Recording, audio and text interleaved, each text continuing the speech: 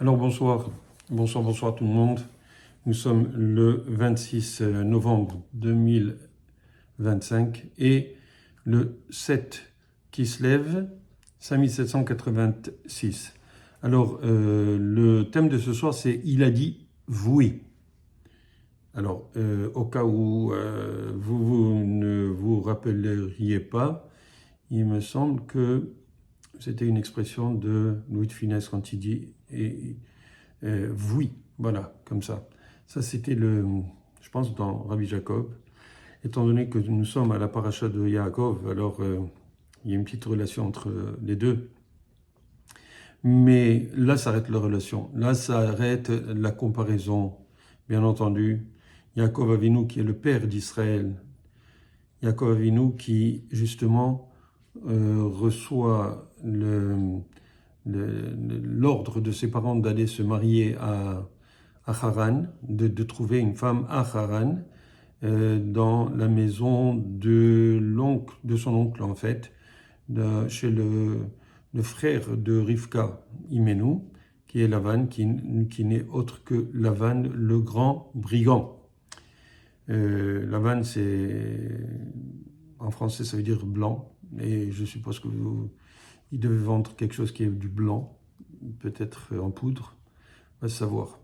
En tout cas, c'était pas quelqu'un de très fréquentable. Et pourtant, Yaakov s'est retrouvé là-bas, s'est retrouvé dans cette situation où il devait choisir une des filles de Lavan. Et bon, au prochain, on connaît l'histoire, il a voulu se marier avec Rachel, qu'il a rencontré dès qu'il est arrivé à l'endroit, et il a tout de suite su que c'était elle qui voulait. En fin de compte, il a eu l'occasion de discuter avec le père, il lui a proposé de travailler 7 ans pour Rachel, pour qu'il puisse se marier avec elle, et Lavan, bien sûr, l'a trompé. Arami, on dit Lavan à Arami qui vient de Aram, l'endroit, la terre de Aram, qui est en fait la Syrie, et Aram, c'est aussi Ramaï, c'est pratiquement le même mot, c'est la même consonance, c'est pratiquement le même mot, c'est Ramaï. Ramaï ou Arami, c'est pratiquement la même chose. Or, Ramaï, ça veut dire le rusé, le tricheur. Donc, effectivement, Lavan a triché et il lui a mis Léa à la place de Rachel le soir du mariage. Et bon, il a dû retravailler 7 ans de plus pour avoir Rachel comme femme. Il a eu Léa. Et 7 jours plus tard, il s'est marié avec Rachel, mais il a travaillé 7 ans de plus pour Lavan, gratuitement pour Rachel. En fin de compte, il s'est bien fait avoir, alors que lui, il était préparé, et spécialement par Rachel, qu'il avait averti que Lavan allait essayer de le tromper. Alors, pourquoi j'ai dit là, vous dites oui? Parce qu'on parle des Shidduchim, on parle de justement la rencontre entre un homme et une femme pour fonder l'avenir. Et c'est parce que, en fait, nous sommes dans une époque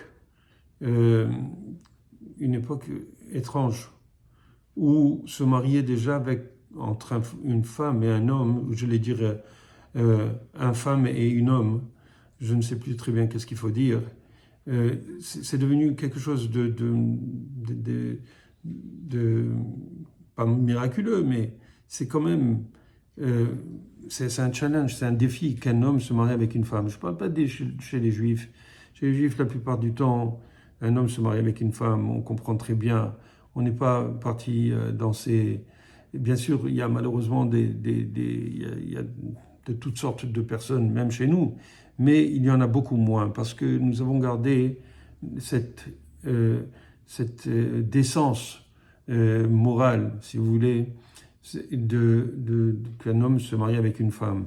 Même s'il y a des cas de personnes qui ont des tendances homosexuelles, etc., même dans notre peuple, mais du moins, en général, pratiquement les mariages se font entre un homme et une femme.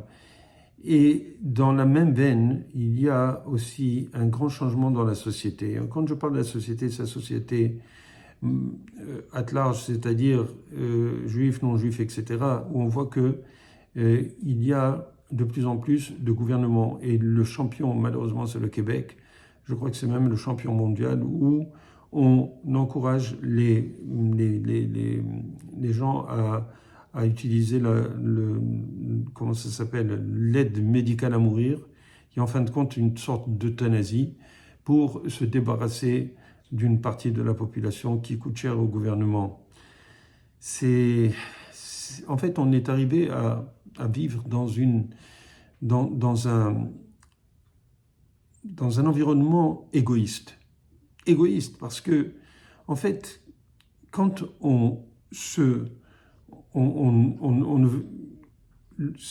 vous voulez, c'est étatisé, c'est institué au niveau de l'État où on encourage des gens à mourir, ou c'est institué dans l'État où on donne le choix à une personne de s'appeler monsieur ou madame ou X ou je sais pas quoi exactement, alors on est en train de détruire l'histoire humaine. Et c'est quelque chose de très très apeurant parce qu'on est en train d'enlever tous nos repères. On n'est plus sûr de ce que nos enfants vont rencontrer dans leur vie. Imaginez, avec tous les changements, que ce soit, comme je vous ai dit, au niveau du type de mariage, est-ce que c'est un homme avec une femme ou quelque chose d'autre, que ce soit au niveau de la mort, donc au niveau de l'amour et au niveau de la mort. Ce sont des choses les plus comment dirais-je, fondamentales dans une vie. Et donc, si on n'a plus cette capacité d'avoir une vie normale avec les repères que nous avions jusqu'à présent, alors où va-t-on?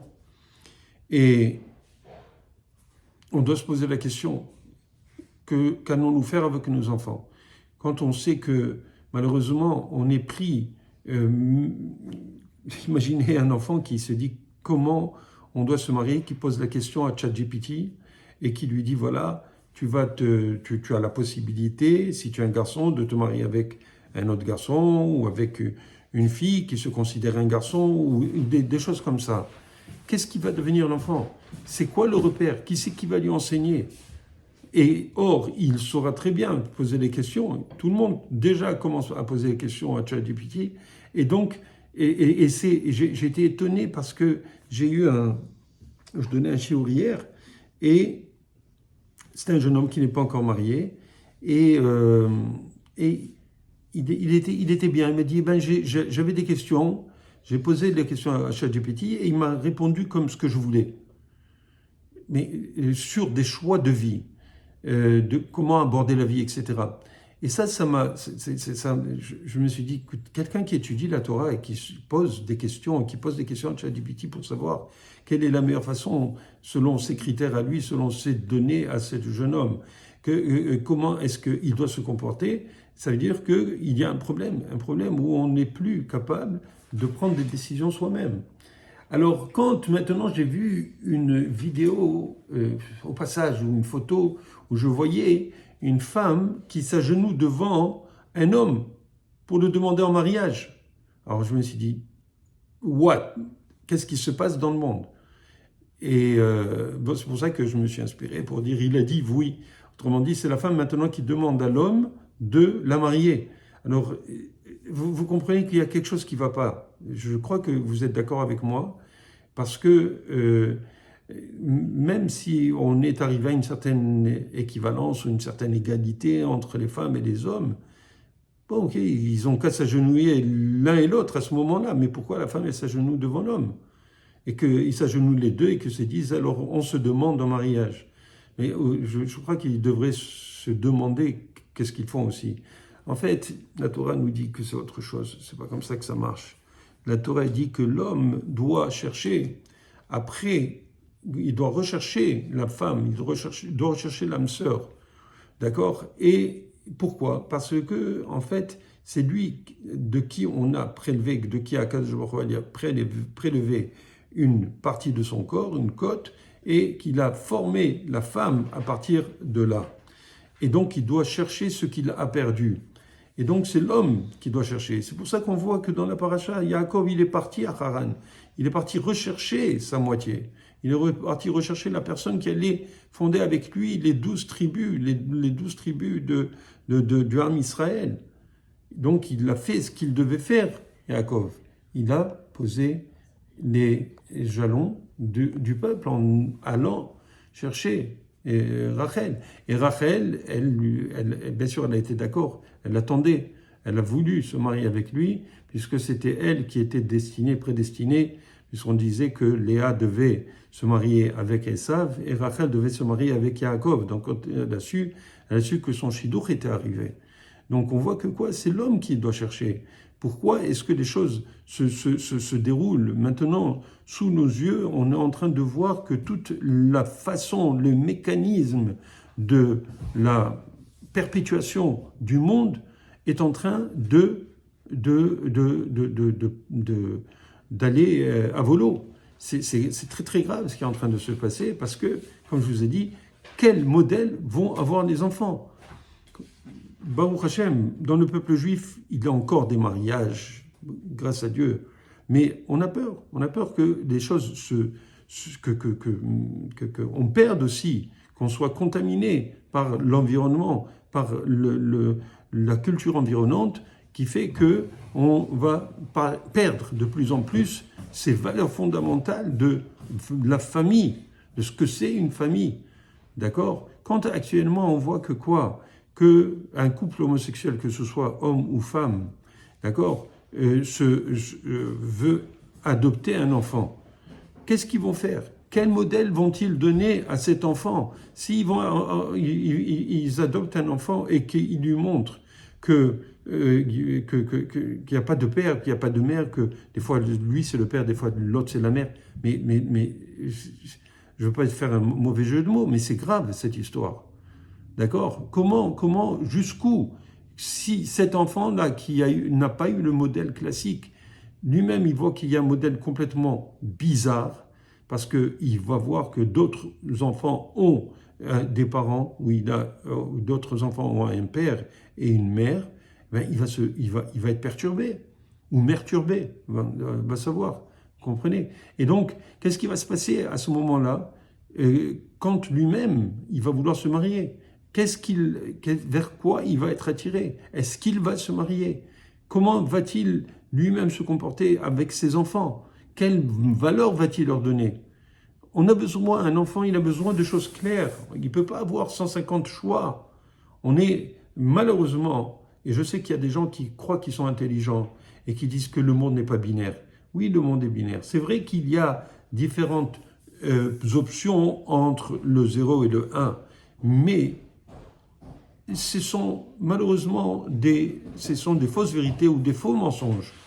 Donc, quelque part, c'est sûr qu'il n'y aura pas, comment dirais-je, de repères précis pour qu'on puisse continuer.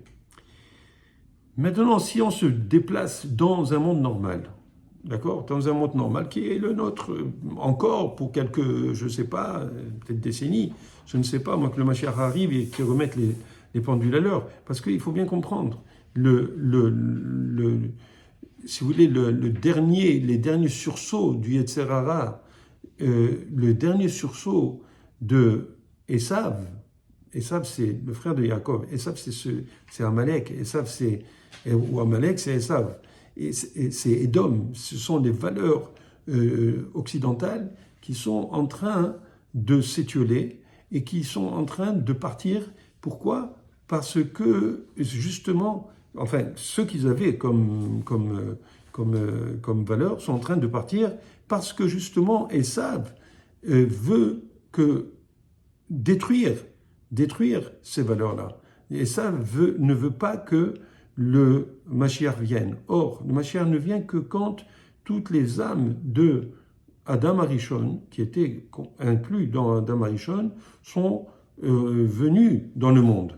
Or, s'il n'y a plus de papa et de maman, eh ben, il va y avoir malheureusement moins d'âmes qui vont venir.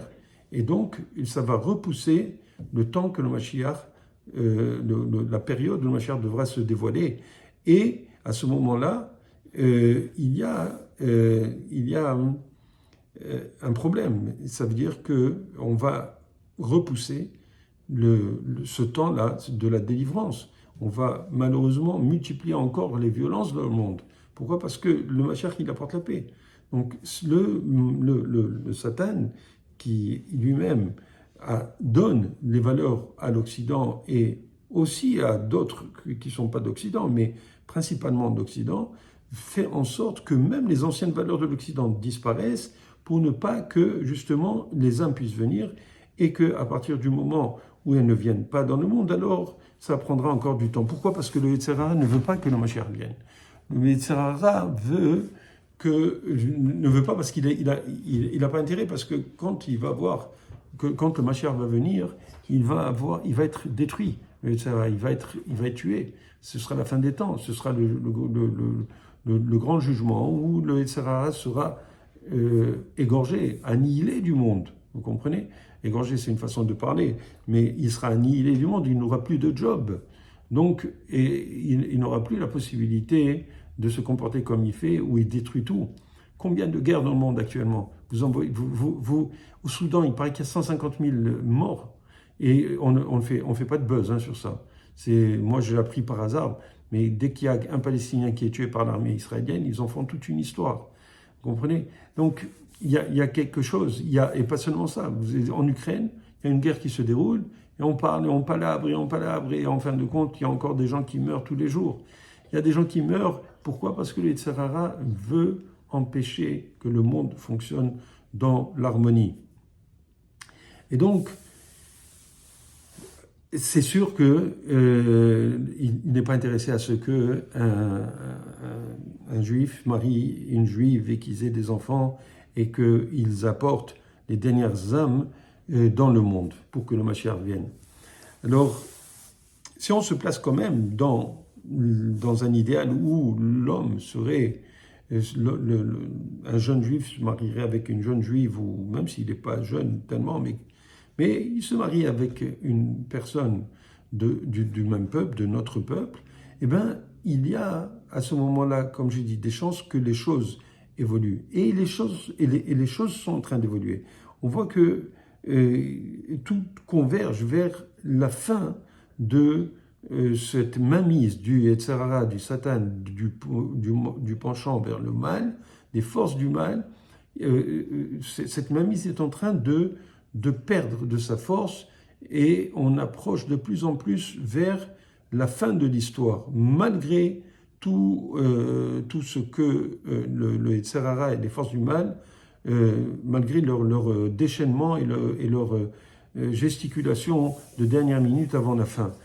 Combien de temps encore, on ne sait pas, ça se compte en années bien sûr, peut-être en mois ou en jours, ça peut se développer, on ne sait pas qu'est-ce qui se passe dans les chancelleries du monde, dans les bureaux ovaux ou ovales, je ne sais pas si on le dit au pluriel, certainement qu'on dit ovaux. Et donc, mais on sait qu'il y en a un seul de bureau ovale. Je sais que chez Poutine, je crois qu'il y a une salle où ils ont une table qui est ovale et qui est très grande. Mais en tout cas, je ne sais pas, ça a l'air que l'ovale, c'est une forme de despotisme. En tout cas, donc, ce que je voulais dire, c'est que dans un monde idéal, c'est la femme qui dit oui. Dans un monde idéal, c'est l'homme qui vient et qui demande à la femme de l'épouser. Parce que c'est lui qui va à la recherche, d'accord? Et non le contraire. Or, dans ce monde idéal de Torah où on veut que les choses se passent comme ça se passait du temps de Yaakov, et du temps de Yitzhak et du temps etc., où les choses se passaient normalement, il faut savoir que ce n'est pas simple. C'est sûr qu'il y a un travail énorme à faire pour, pas seulement, c'est sûr pour d'abord trouver la bonne femme, d'accord, et ensuite la garder. Et elle aussi, elle garde aussi son mari, parce que c'est pas juste l'homme qui doit faire des efforts pour garder la femme, mais la femme aussi qui doit faire des efforts pour garder son mari. Parce que c'est pas simple parce que deux volontés qui sont mises dans un même bateau, ben, il va falloir qu'il y ait quand même quelqu'un qui tienne le gouvernail, d'accord? Et le gouvernail, ça vient du mot gouvernement, c'est-à-dire qu'il y a quelqu'un qui gouverne, il y a quelqu'un qui gouverne. Alors, des fois, il y a le capitaine d'un bateau. On n'a pas vu deux capitaines. On a un capitaine. On a vu un lieutenant. Si le capitaine est fatigué, le lieutenant, il prend la barre, il prend le gouvernail et il continue pour que le capitaine puisse se reposer. Donc, on a besoin de deux personnes. On a besoin d'un pilote et d'un copilote. Et Akadosh Baruch Hu, il a prévu que c'est un homme et une femme. Un homme qui est le pilote et une femme qui est le copilote. Je sais que ça énerve les femmes. Eh bien, ça n'a que... Je m'excuse, mesdemoiselles, mesdames, mais il faut accepter cela. C'est comme ça que ça a été toujours. Et même si on voit qu'il y a des femmes dans des gouvernements qui sont des pilotes de chasse, des commandants de guerre, sachez que c'est dans les films, mais dans la réalité, il n'y en a pas énormément.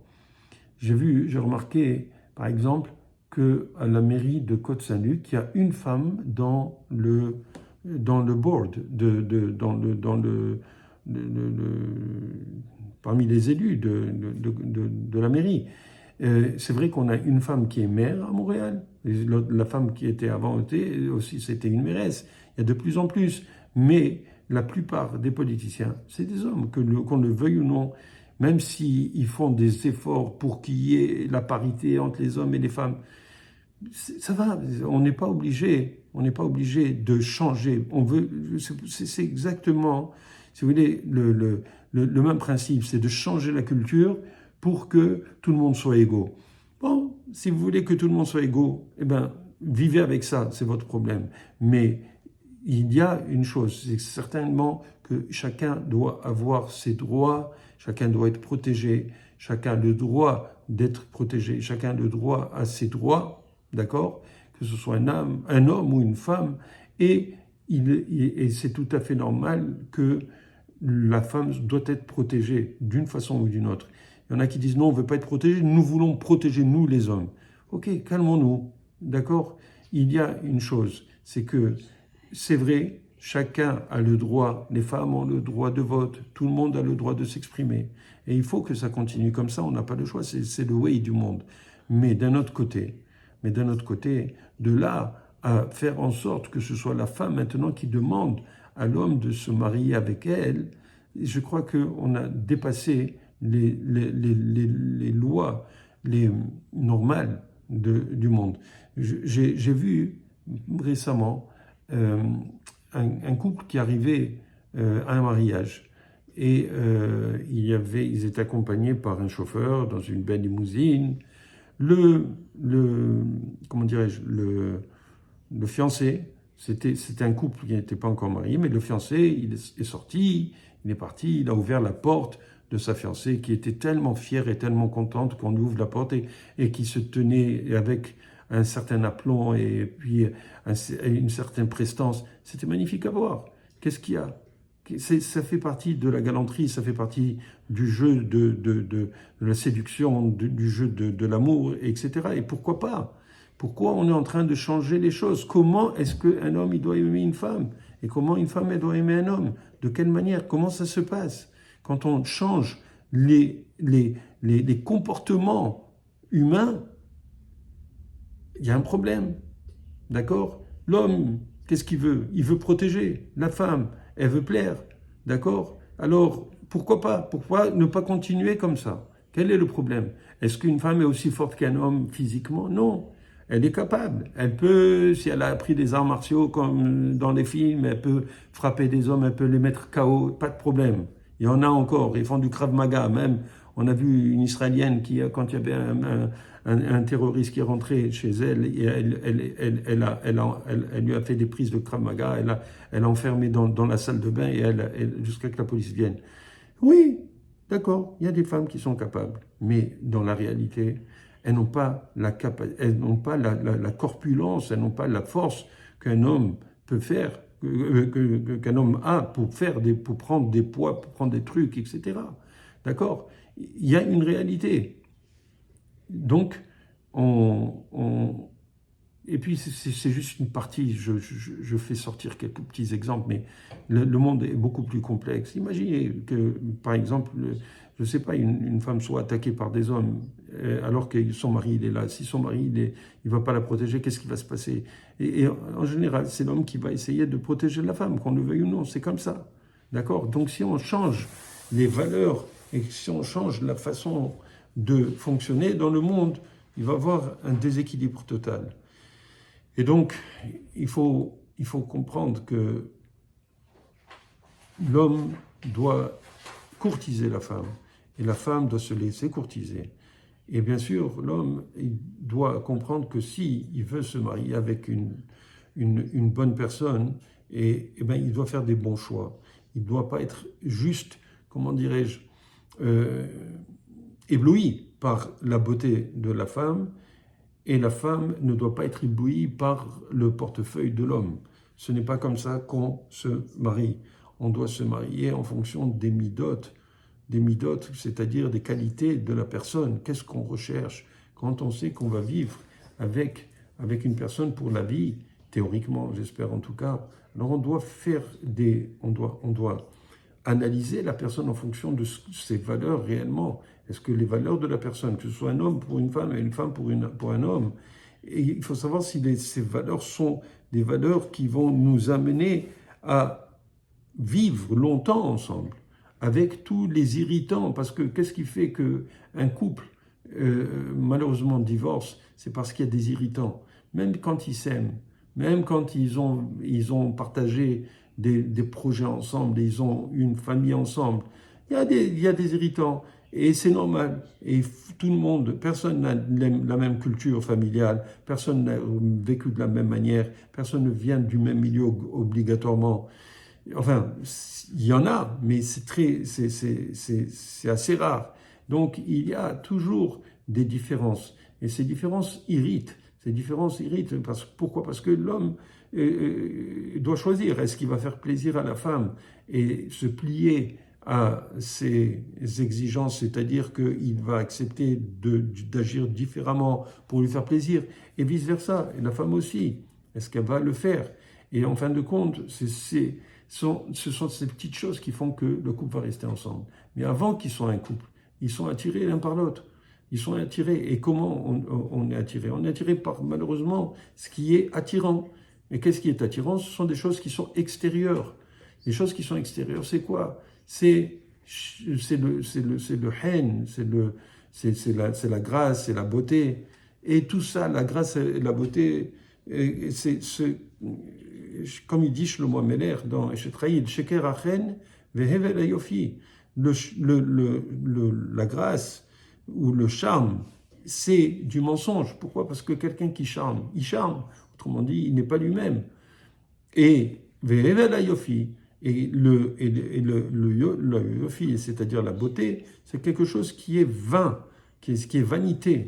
C'est pour ça que aussi, dans Kohelet, il dit Hevel Havalim Amar Shlomo, Hevel Havalim Akol Hevel. C'est dans Kohelet, comment? Amar Kohelet, que Hevel Havalim, que tout ça, c'est de la vanité, que tout est vain. Tout est vain. Donc, Shlomo Ameler, il a bien compris, c'est l'homme le plus intelligent, pas juste sage. Sage, ça veut dire qu'il est gentil, il est sage, on va le prendre des conseils. Non, c'est vrai qu'il était sage et tout le monde venait. Il faut comprendre, Shlomo Ameler, c'était le roi du monde. C'était le roi du monde. J'ai entendu, ça fait dans un chiffre, il avait 1 600 000, combien de chevaux? 1 600 000 chevaux, je pense. Imaginez un petit peu. Shlomo Ameler, il était immensément riche. C'est vrai, il avait 700 femmes, 300 concubines, d'accord? Et il avait énormément de chevaux. Et tout le monde venait à Jérusalem pour faire des sacrifices. Tous les rois, pratiquement, c'était le Mashiach dans son temps. C'était le roi du monde, vous comprenez? Shlomo Ameler. Et c'est lui qui dit que tout est vain. Amar Kohelet, Hevel Havalim. Ça veut dire que tout est vanité. Vanité des vanités, tout est vanité. Vous pouvez le voir vous-même. Pourquoi? Parce que, en fin de compte, qu'est-ce que c'est? C'est-à-dire que quand on enlève le charme, quand on enlève la beauté, quand on enlève le portefeuille, quand on enlève les crypto-monnaies, quand on enlève allez savoir, d'accord? Qu'est-ce qui reste? Il reste la personne. La personne, la personne est meurt, la personne est pourrie, elle va dans la terre et puis c'est fini. Elle a beau avoir des milliards de dollars, ça va lui servir à rien. Qu'est-ce qui va rester? Il va rester la valeur intrinsèque de la personne, ce qu'elle a fait dans ce monde. Ça, c'est ce que normalement quelqu'un devrait évaluer avant de décider de se marier avec une personne. Autrement dit, elle doit analyser la personne avec qui elle va se marier en fonction des valeurs que cette personne a actuellement et ce qu'elle a comme potentiel pour l'avenir. Comment est-ce que cette personne va évoluer? Est-ce qu'elle a la force d'évoluer et de travailler sur elle-même pour grandir et développer ses valeurs? Et en fonction de ce que la personne en face de nous a comme valeur et ce qu'elle est censée développer comme valeur, là, on investit. Vous savez que le mariage, c'est le premier investissement. Il y en a qui disent non, c'est le deuxième. D'abord le business, ensuite la femme.